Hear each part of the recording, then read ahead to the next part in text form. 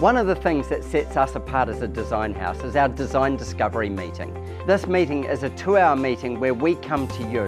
We come and we look at your site, your home, your proposed renovation. It might be a new build.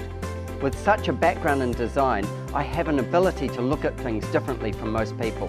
This is so incredibly valuable when facing challenges or problems, to look at them from a different angle, to get different perspective, and then also to have the knowledge of what we're going to create.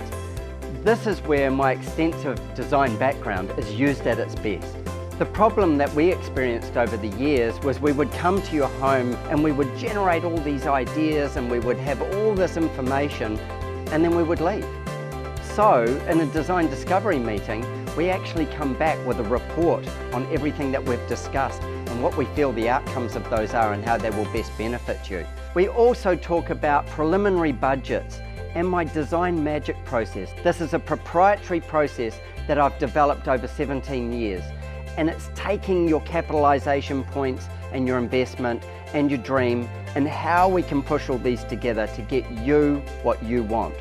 So if you want a design discovery meeting, look for the link, book it in, and I can't wait to be on your property or in your home talking to you about what can be done.